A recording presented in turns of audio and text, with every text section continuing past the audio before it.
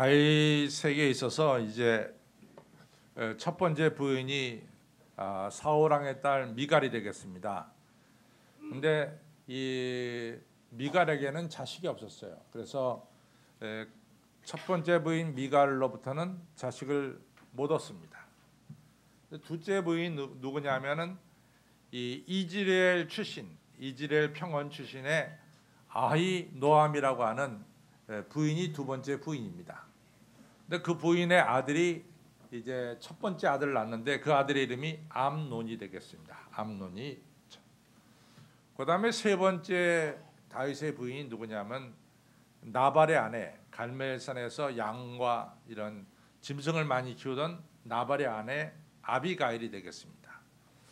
이 세 번째 부인 아비가일로부터 길르압이라고 하는 아들을 얻었는데 이 아들이 낳아서 얼마 안 돼 죽었어요. 그 옛날만 해도 어린아이 사망률이 높았으니까 이 아이가 빨리 죽었습니다.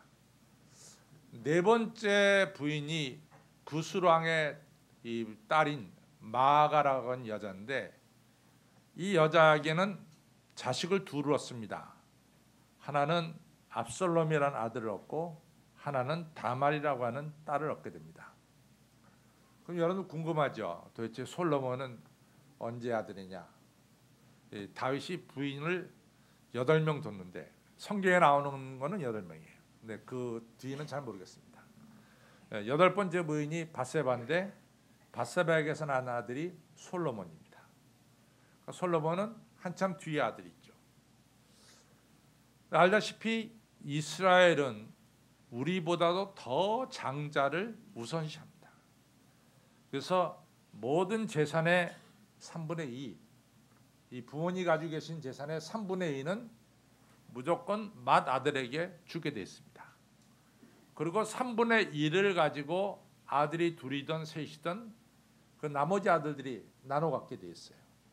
그러니까 장자에게 철저하게 많은 것을 나눠주는 그런 전통의 법을 가진 나라가 이스라엘입니다. 따라서 당연히 이 다윗에게 있어서 큰 아들 암논이 이제 다윗의 뒤를 이어 왕이 될 왕세자가 된다, 이렇게 볼 수가 있어요. 근데 이 암논이라고 하는 자가 자기 누이 동생 다말, 배는 다르죠. 다른 엄마에서 태어났으니까 배달은 다말을 이같이 성폭행을 하게 되죠. 그리고 버립니다. 그러니까 이 딸을, 이 다말이 아주 그 수치를 온천에 드러내죠. 그 오빠가, 같은 배 오빠인 이 압살롬이 너무 속이 상했어요. 그래가지고 우리가 이 사무엘하 18장에 보면은 드디어 이 사무엘하에 보면은 이 압살롬이 자기의 큰 형인 암논을 죽여요. 근데 이거 죽였다고 하는 것은 여러 가지 의미가 있어요. 첫째는 자기 누이 동생의 원한을 풀어줬다, 이런 의미도 들어있고, 또 다른 의미는 사실은 이 자기가 세 번째 난 아들이지만 두 번째가 세상을 떠났기 때문에 큰 아들만 제거되면 자연스럽게 압살롬이 왕세자가 되는 거죠. 그런 의미도 거기엔 들어있을 수 있습니다. 그래서 결국 암논을 제거합니다. 그래서 이제 자연스럽게 압살롬이 다윗이 난 아들 중에서는 첫 번째 아들로 자연스럽게 돼버렸어요. 근데 이거는 다윗이 어떻게 하느냐에 달려 있는데, 다윗이 이 형을 암논을 죽었을 때 다윗이 크게 슬퍼했습니다. 왜냐하면 자기 뒤를 이어 왕이 될 아들이 죽었으니까 너무 슬픈 일이죠. 그런데 다윗이 형을 죽인 압살롬에 대해서 뚜렷한 벌을 내리질 않아요. 뚜렷한 벌을. 그냥 압살롬이 도망가게끔 만들어줍니다. 그래서 압살롬이 도망갑니다. 도망가서 자기 어머니 고향, 저 요단강 건너편에 있는 구술 땅에 가서 3년을 지내게 되죠. 그러다가 다윗이 다시 그 압살롬을 고향으로 돌아오게 합니다. 그래갖고 압살롬이 3년 만에 자기 형을 죽이고 도망갔다가 3년 만에 예루살렘으로 복귀하게 됩니다. 그러고 나서 말이죠. 이 압살롬이 어떤 일을 꾸미냐면은 아버지를 반역하는 일을 꾸며요. 그래서 이 자기를 따르는 사람들을 데리고 아버지를 공격하게 되죠. 그래서 아버지 다윗이 아들 압살롬에 의해서 예루살렘 궁을 버려두고 도망가게 됩니다. 그때 얼마나 급하게 도망갔냐면 다윗이 신발도 신지 않은 채 이 기드론 시냇가를 건너서 감람산으로 올라갔다. 성경은 이렇게 말씀하고 있어요. 그때 올라갈 때 다윗이 얼마나 슬프고 원통한지 벗은 신발로, 신발도 신지 않은 벗은 발로 머리를 풀어헤친 채로 감람산에 슬피 울며 올라갔다 그랬어요. 그 때문에 다윗이 당한 수욕은 이루 말할 수가 없습니다. 다윗이 요단강 건너 마하나임으로 갈 때 그때 시므이란 자가 다윗을 막 조롱했어요. 이 피를 흘린 자요, 이 비루한 자요, 아들에게 쫓겨난 자요, 이러면서 별별 이 욕을 다 먹으면서 수욕을 당하면서 다윗이 이제 요단강 건너 지금의 이 암만 지역, 요르단 지역으로 가게 되는 거죠. 그러다가 이제 피난간 다윗의 군대가 다시 결속을 해서 예루살렘을 되찾는 이런 전쟁을 한번 하게 됩니다.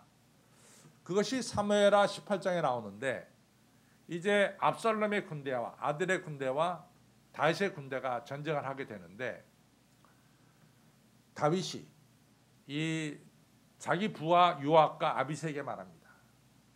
자네들이 이제 압살롬의 군대와 전쟁할 때 내 아들, 내 소년 이 압살롬을 보거든 좀 국률이 여겨달라. 죽이지 말고 좀 살려달라. 이런 아주 구체적인 부탁을 사무엘하 18장 2절 3절에 나옵니다.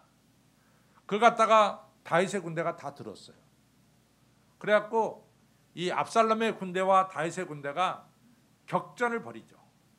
근데 다윗의 군대가 우세해서 압살롬의 군대를 이깁니다. 그때 압살롬이 도망가다가 압살롬의 머리카락이 상당히 많았어요. 그래서 압살롬의 머리카락이 갈멜산의 나무처럼 많았다 이런 얘기를 합니다. 도망가다가 이 머리가 날리다가 머리가 상수리 나무 가지에 딱 걸렸어요. 그리고 타고 있던 나귀는 밑으로 싹 빠져버렸단 말이지. 그러니까 압살롬이 나무에 머리카락이 달려갖고 댕골댕골 달려 있었단 말이죠. 이걸 누가 보냐면 요압의 부하가 봅니다. 그래서 요압한테 얘기했습니다. 근데 요압이 분명히 다윗으로부터 분명한 얘기 들었거든요. 내 아들을 만나거든 죽이지 말라 이 얘기 들었는데 요압이 이 창을 가지고 이 압살롬을 찔러 죽입니다. 그래서 압살롬이 죽어요. 그래가지고 이제 다윗은 전쟁터에 나간 군대를 전쟁터에 나가서 성루에 앉아가지고 자기 아들 압살롬이 돌아오는 것을 기다렸어요. 근데 이제 부하들이 오니까 전쟁에 이겼느냐 졌느냐 그것을 물어보지 않고 뭘 물어보냐면 내 아들 압살롬이 어떻게 됐느냐 이것만 물어봤단 말이죠. 근데 이제 첫 번째 온 사람은 대답을 안 합니다. 왜냐하면 왕이 자기 아들 살려달라는 걸 뻔히 들었기 때문에 왕이 죽었다, 왕의 아들이 죽었다 그러면 너무 슬퍼할 것 같으니까 그 얘기를 안 해요. 그 다음에 이제 에디오피아 출신의 군사가 올 때 그한테 물어봅니다. 도대체 내 아들은 어떻게 되느냐? 압살롬이 어떻게 됐냐? 그랬더니 그 구스 사람은 뭐라고 얘기하냐면 왕을 대적하는 자가 다 그와 같이 진멸되기를 원합니다. 이런 얘기를 했단 말이죠. 그러니까 압살롬이 죽었다는 얘기죠. 그때 다윗이 말이죠. 자기 아들 압살롬이 죽었다고 하니까 그 즉시로 눈물을 줄줄 흘리면서 내 아들 압살롬아, 내 아들 압살롬아, 차라리 내가 너를 대신해서 죽었으면 좋았을 뻔했다. 이러면서 너무 슬피 우는 거예요. 그러니까 목숨을 내걸고 전쟁에 갔다가 돌아온 이 요압과 아비새와 이 다윗의 군대 장관들이 머쓱해졌다고. 자기들은 목숨을 내걸고 압살롬의 군대와 싸워서 승리를 했는데 승리했다고 다윗이 칭찬해 주는 게 아니라 그것을 한마디도 없고 자기 아들 압살롬이 죽었다고 다윗 왕이 너무 슬퍼하는 거예요. 그러니까 그냥 이 아비새나 이런 군대 장관들이 상당히 머쓱해졌습니다. 이럴 정도로 다윗은 자기 아들 압살롬이 죽은 것에 대해서 너무너무 슬퍼하는 것을 보게 됩니다. 근데 우리가 객관적으로 보면은 이 압살롬은 페루나입니다. 첫째는 자기 형 죽였어요. 그렇죠? 두 번째는 자기 아버지에게 칼을 들이댄 아들이 이 압살롬입니다. 또 다윗 궁을 빌 때 다윗이 너무 급하게 도망가는 바람에 자기 후초들을 갖다가 예루살렘 궁 안에 놔뒀어요. 근데 이 압살롬이라는 이 사람이 아버지의 후초들을 대낮에 다 건드려 버렸어요. 그러니까 정말 페루나죠. 이 페루나가 이제 죽었을 때 제3자인 여러분과 저는 뭐 그렇게 압살롬이 죽었다고 슬퍼할 일이 별로 없잖아요. 그렇죠? 우리가 정직하게 말해서 압살롬이 죽었다고 뭐 이렇게 슬퍼할 일이 없단 말이지. 만약에 지극히 효성스러운 아들이 죽었다 그러면 조금 우리가 슬퍼할 일이 생기지만은 이처럼 페루나가 죽었을 때는 적어도 제3자인 여러분과 저는 별로 슬픈 마음이 들지 않는단 말이지. 근데 다윗은 그게 아니었습니다. 너무 슬피 우는 거예요. 차라리 내가 너를 대신해서 죽었으면 좋겠다. 이런 말씀이 사무엘하 18장에 나오죠. 여기서 보면은 다윗은 정말로 이 아들이 살아 돌아오기를 기다리는 아버지, 아들이 어떤 죄를 저질렀던 그 아들의 죄를 용서하는 아버지, 그리고 아들 대신에 내가 죽었으면 좋겠다고 하는 자기 목숨도 내놓는 이 어버이의 사랑을 다윗을 통해서 볼 수가 있습니다. 이것이 바로 부모가 자식을 사랑하는 이런 고귀한 사랑을 우리가 다윗에게서 보게 되죠. 제가 최근에 어떤 책을 하나 봤는데 그 책에서 이제 어머니가 이 딸을 둘 낳았어요. 하나는 큰 딸은 베니시하고 둘째 딸이 메리라고 하는 딸인데 큰 딸이 5살이고 둘째 딸이 3살입니다. 만으로. 그런데 이 여인은 수영을 전혀 못해요. 그래서 물가에 가는 걸 아주 싫어합니다. 수영을 못하니까. 근데 이 어머니가 길 가다가 넘어져서 팔이 부러졌어요. 그래가지고 기부스를 차고 있었습니다. 그래서 이제 남편이 살던 데가 내과 근처에 집이니까 거기까지 사는데 이제 둘째 딸 메리가 아주 뒷마당에서 놀다가 진흙을 다 옷에 묻혀가지고 집에 들어왔어요. 그래서 엄마가 그 옷을 오렌지색 옷으로 갈아입혀주면서 또 딸로 하여금 놀게끔 놔뒀습니다. 남편은 마켓에 간다고 하면서 차 타고 나갔습니다. 그 사이에 동네에 있는 친구가 와서 이런저런 이야기하면서 이 희끗희끗 뒷 유리창을 통해서 뒷마당에서 놀고 있는 딸을 체크업을 했습니다. 쳐다봤죠. 그러다가 이제 이 친구를 보내놓고 나서 뒷마당에 딸한테 가보니까 딸이 없어졌어. 둘째 딸이. 큰 딸한테 야, 네 동생 어디 갔냐? 그랬더니 내과로 갔다는 거야. 그 옆에 내가 흐르는데. 근데 그날따라 그 전날 비가 와가지고 내과에 물이 많이 흘렀어요. 오리 잡으러 내과로 갔다는 거예요. 근데 내과에 가보니까 딸이 안 보여. 그러니까 이 엄마가 불길한 예감이 들었습니다. 내과에 갔다는데 내과에 딸이 안 보이니까 이 엄마가 불길한 예감이 들었어요. 그러고 보니까 조금 전에 갈아입힌 오렌지색 그 원피스가 저쪽에 걸려 있어요. 그러니까 그 엄마가 정신도 없이 딸을 찾으려고 수영도 못하는 이 여자가 또 한쪽 팔에 오른쪽 팔에 기부스 찬 여자가 그냥 물속에 들어갔다고 딸을 찾으려고. 그러다가 막 그날따라 물도 굉장히 차고 또 물이 많이 불어서 굉장히 물이 많습니다. 근데 저기에 딸이 떠 있는 거야. 정신없이 이 여자가 걸어가서 그 딸을 팔 부러졌거든요. 기부스 차고 있는데 이 두 손으로 딸을 갖다가 데리고 물가로 와서 제 방이 좀 높으니까 제 방에다 이렇게 던졌어요. 두 손으로. 근데 첫 번째는 제 방에 던져지지 못했어. 두 번째 딱 던지니까 그때서야 아이가 제 방에 뚝 떨어진 소리가 들렸어요. 그리고 걸어 나가 보니까 이 딸아이를 품에 안으니까 딸이 막 울어요. 그 여자가 나중에 쓴 글에 보면 그 울음처럼 행복한 울음이 없었다. 이렇게 쓰고 있어요. 그리고 앰뷸런스가 와가지고 그 딸을 싣고 갔는데 그 딸의 그 당시 온도가 34도였대요. 그러니까 조금만 더 있었으면 딸은 이제 죽는 거죠. 그런데 이 어머니는 수영도 못하지, 또 한쪽 발은 부러졌지. 그런데도 어떻게 이 수영도 못하는 여자가, 한쪽 발이 부러진 여자가 어떻게 그 딸을 제 방으로 던졌는지 불가사의한 일이 벌어진 거예요. 이 어머니는 자기가 수영 못한다는 것도 다 잊어버렸어. 이 어머니는 자기 한쪽 팔이 부러져 가지고 기부스하고 있다는 것도 잊어버렸어. 그냥 딸 하나 살린다는 그 생각밖에 없이 물속에 들어가서 딸을 살려낸 거예요. 이처럼 자식을 사랑하는 어머니의 사랑은 자기 형편과 처지를 생각하지 않고 딸을 살려고 하는 이러한 사랑이 바로 어머니의 사랑이다 이거죠. 여러분들, 우리가 십계명을 보면은 처음에 네 계명은 우리가 하나님께 대한 계명이죠. 나 외에 다른 신을 섬기지 말라. 그리고 우상을 만들지 말고 거기 절하지 말라. 하나님의 이름을 막는 때 일컫지 말라. 안식일을 지켜라. 요 1, 2, 3, 4가 하나님께 대한 계명입니다. 그다음 내 부모를 공경하라. 살인하지 말라. 간음하지 말라. 도둑질하지 말라. 거짓 증거하지 말라. 내 이웃의 것을 탐내지 말라. 이 6개가 우리 인간 사이에 지켜야 될 계명이죠.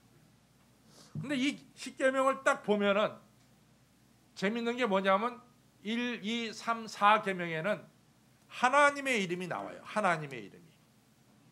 그런데 살인하지 말라, 간음하지 말라, 도둑질하지 말라, 거짓 증거하지 말라, 이웃의 것을 탐내지 말라. 6, 7, 8, 9, 10에는 하나님의 이름이 전혀 안 나옵니다. 그런데 하나님의 이름이 어디 나오느냐? 제5계명에 나와요. 내 부모를 공경하라. 이는 약속에는 첫 계명이니 네가 땅에서 살려고 장수하려고 하나님이 약속하셨다 그랬어요. 거기에 하나님의 이름이 나와요. 그럼 제5계명은 어떤 계명이냐? 제5계명은 10계명을 두고 보면 하나님께 대한 4계명과 인간에 관한 이 계명 사이에 연결고리를 역할하는 것이 바로 제5계명이다 이렇게 얘기합니다.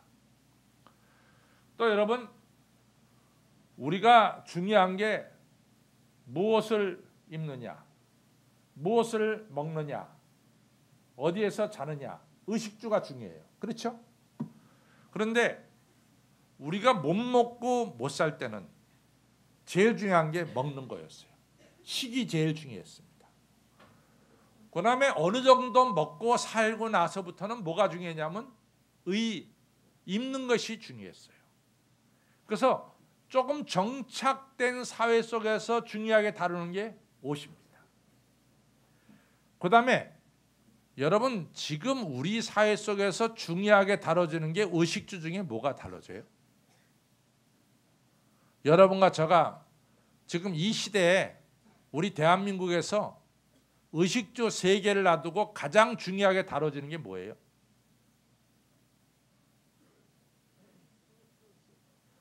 주입니다. 주. 어디 거하느냐입니다.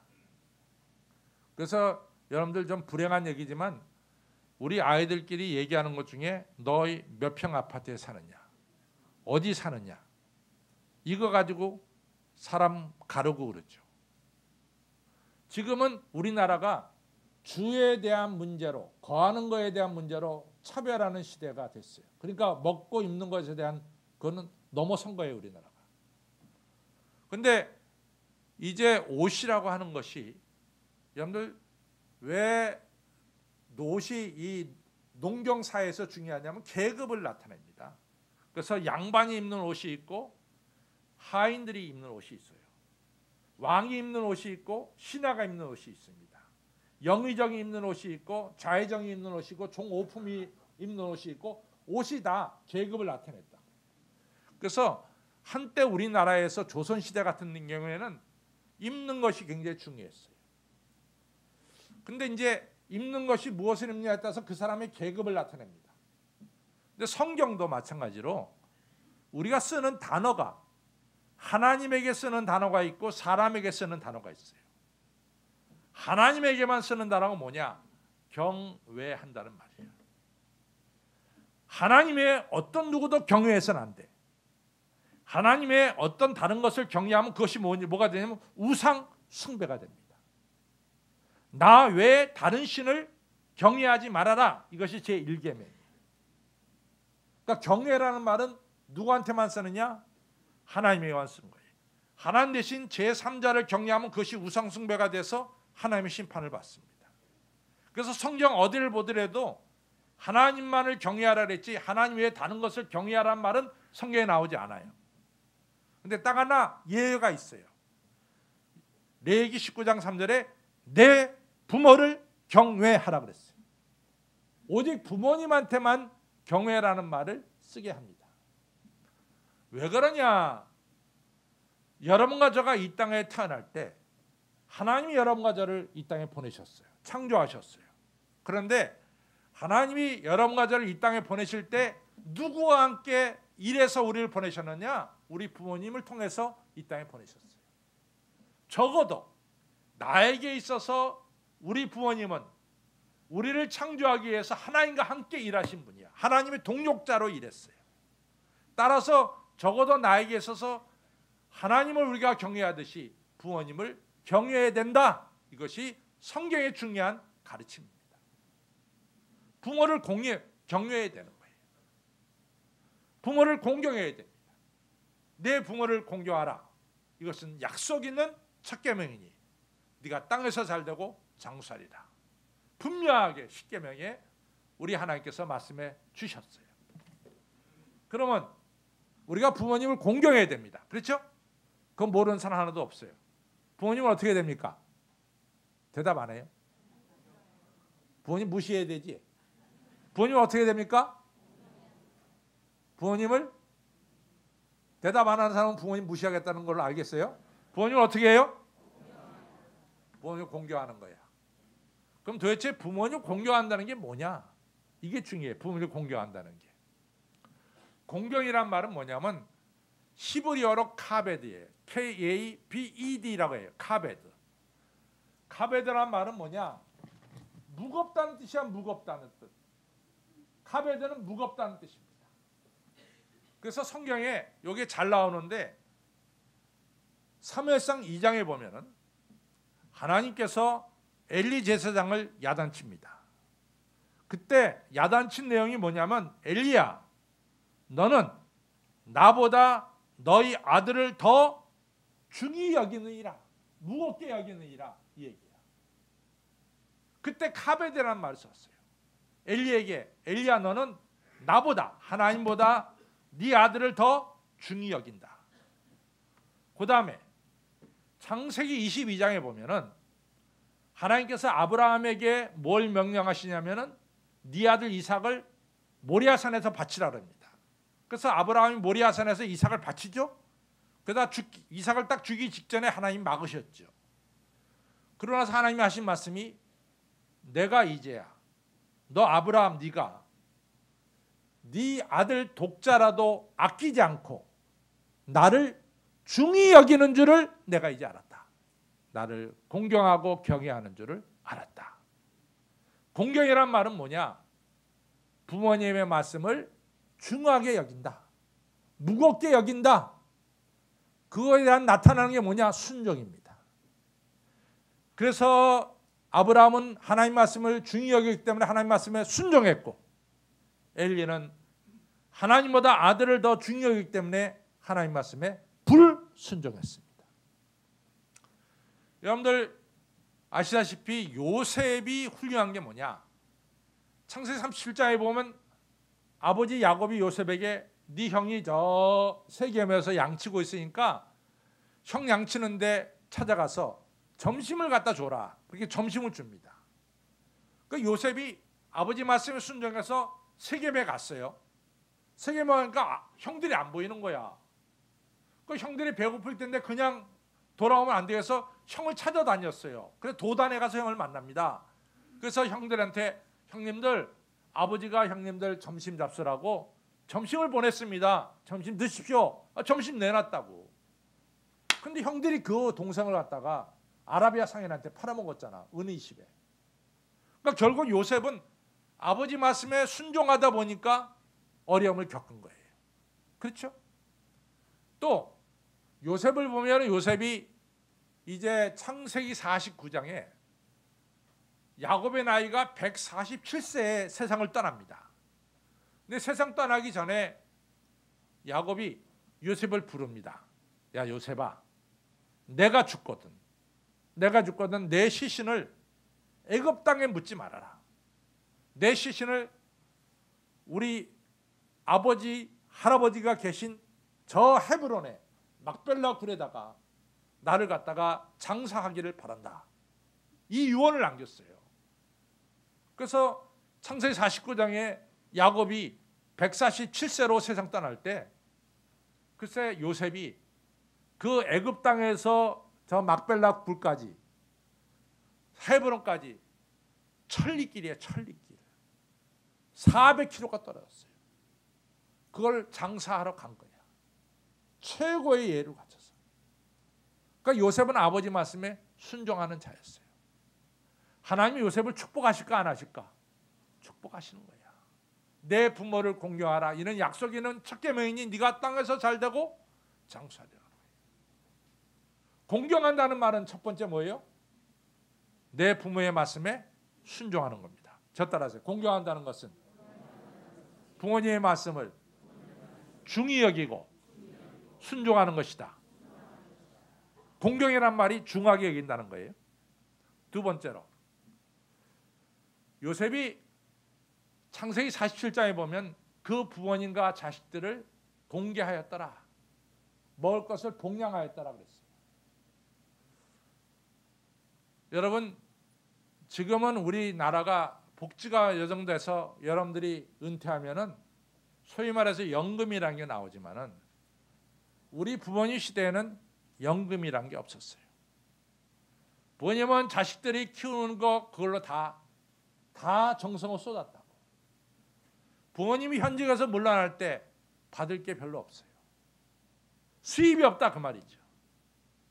그러면 부모님이 현직에서 물러나서 수입이 없으면 부모님은 굶어 돌아가셔야 되느냐?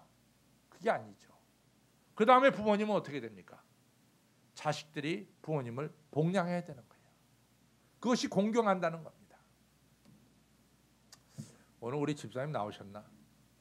우리 집사님 한 분이 이 강남에 좋은 아파트를 파셨어요. 그 아파트 참 좋은데 파시더라고. 그래서 제가 집사님 왜 이 아파트 파십니까? 그랬더니 아들 집을 하나 해주려고 팝니다. 그래요. 그래서 내가 그 아들 다 미국까지 공부시켰거든요. 좋은 직장 가지고 있습니다. 며느리도 직장 가지고서. 지들이 벌어서 집 사라 그래야지. 무슨 집까지 파셔가지고 아들 집 사주십니까? 그랬더니 그래도 뭐 아들이 집이 없이 이같이 지내는 게 마음이 걸려서 집 팔아서 준대요. 그래서 뭐 부모님 그러니까 뭐 근데 뭐 몇 억을 줬겠지 집을 사라고. 이 압구정동에 있는 아파트를 팔았으니까 그게 뭐 꽤나 되는 아파트인데. 근데 어느 날 저한테 와요. 목사님 오늘 내가 너무 기쁩니다. 그래. 그래서 뭐가 그렇게 기뻐요? 했더니 글쎄 우리 아들과 며느리가 저한테 무슨 편지를 하나 줬는데요. 아버님 읽어보시라고. 읽어보니까 그 안에 50만 원이 들어있어요. 몇 억 뺏기고 나서 50만 원. 몇 억 뺏겼거든. 근데 50만 원 받았다고 그렇게 좋아해. 저하고 우리 사람도요. 우리 딸 셋한테 돈 안 받아 살아요. 근데 우리 자식들이 돈 주면 그게 기뻐. 정말 기뻐. 부모님은 자식들이 돈을 주는 것을 기뻐하십니다. 왜 웃어? 부모님 살아계신 분들이 있으면 일어나봐. 부모님 살아계신 분들. 내 부모님이 지금 살아계시다. 일어나봐.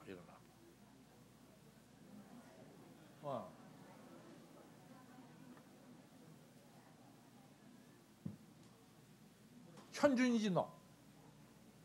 현준이 있어 현준이?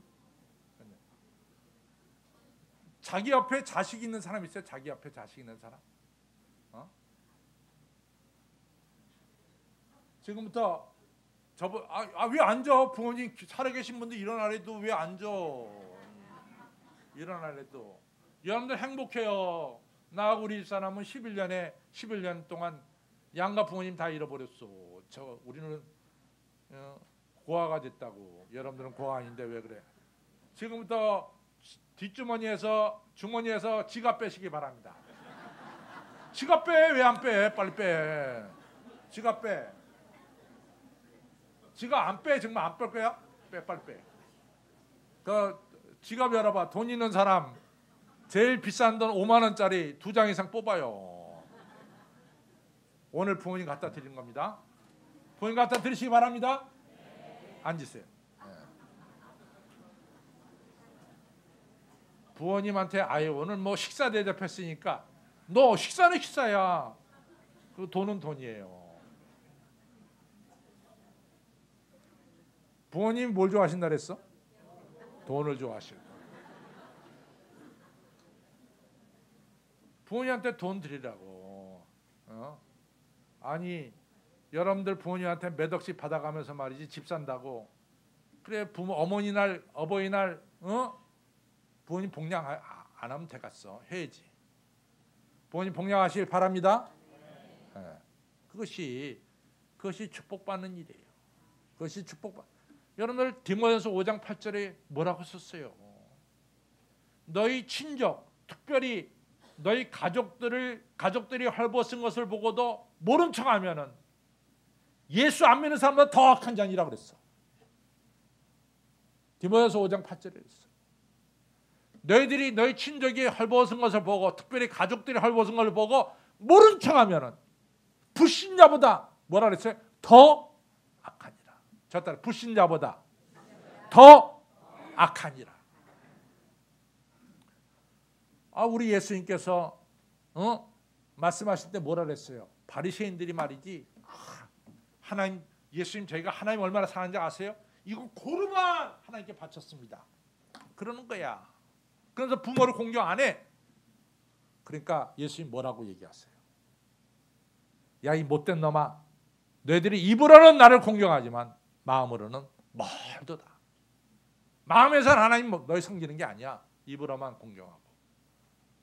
우리 눈에 보이는 부모님을 공경해야 됩니다.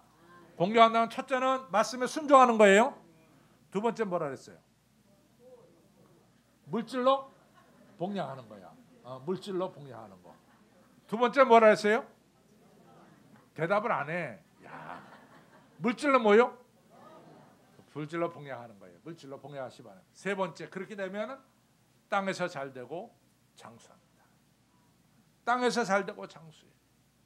저는요 창세기를 보면서 느끼는 것은 창세기 12장부터 50장까지가 족장들의 이야기입니다. 근데 그 족장들의 이야기 속에서 아시다시피 이 아브라함의 이야기가 12장에서 25장까지 나와요. 그 다음에 25장에 그때 야곱이 태어나서 49장까지 나와. 근데 이 족장하면 아브라함과 이삭과 야곱이거든. 근데 아브라함에 대한 이야기 많이 나오고 야곱에 대한 이야기가 많이 나오는데 상대적으로 이삭에 대한 이야기가 많이 안 나와요. 근데 이삭에 대한 이야기가 그런대로 많이 나오는 것이 어디냐면 창세기 26장입니다. 근데 창세기 26장에 보면은 이삭이 그의 농사를 져서 100배의 수확을 얻었고 그리고 마침내 거부가 되었더라. 이게 나와요. 마침내 거부가 되었더라. 그러니까 이삭이 엄청나게 축복을 받았어요. 그랄 지방에서. 근데 이삭이 축복받은 이유가 창세기 26장에 나옵니다. 그 이유가 뭐냐? 첫 번째는 아버지 아브라함이야. 아버지 아브라함이 하나님 말씀을 잘 순종했기 때문에 아들 이삭이 축복을 받았어. 두 번째, 이삭이 축복받은 이유가 나오는데 창세기 22장에서 아브라함이 이삭을 갖다가 번제로 드리려고 산에 올라가서 야 이삭아, 그때 이삭의 나이가 20살 됐어요.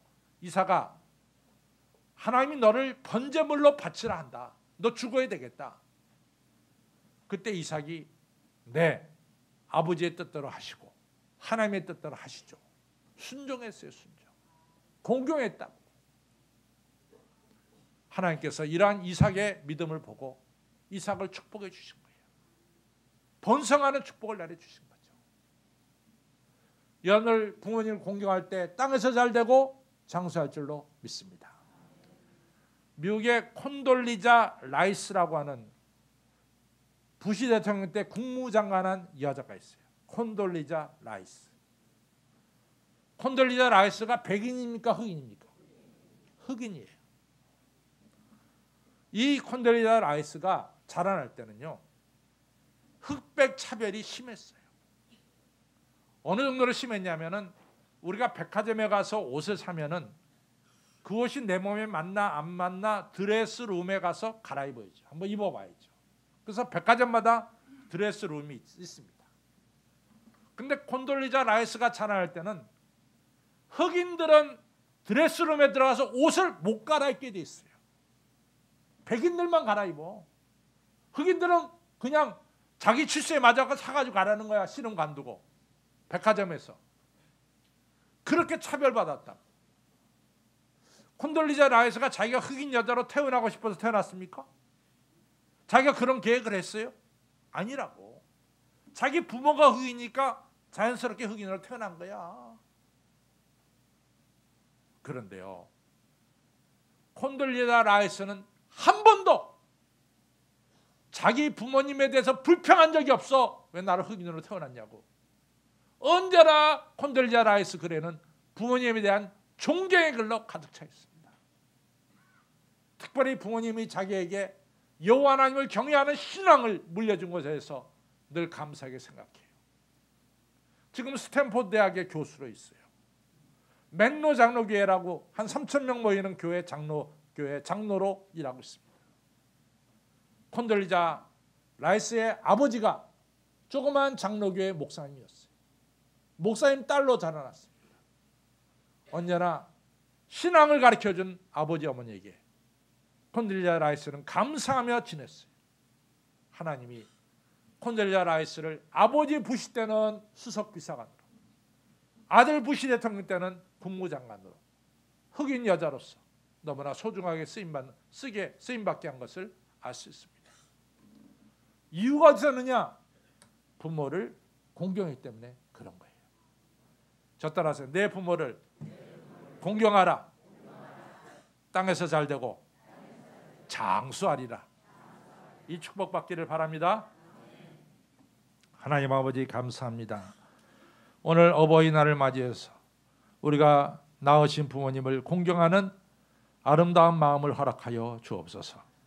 부모님 말씀을 중히 여기고 순종하고 부모님을 물질로 복양하는 선한 마음을 갖게 해주시고 부모님의 마음을 기쁘게 해드리는 아들, 딸들이 되게 하여 주셔서 하나님을 영화롭게 하며 부모님을 영화롭게 하며 땅에서 잘되고 장수하는 축복을 하늘로부터 받는 머리 숙이는 성도님들 다 되게 하여 주시옵소서. 예수님 이름으로 감사하며 간절히 기도를 쌓옵나이다. 아멘.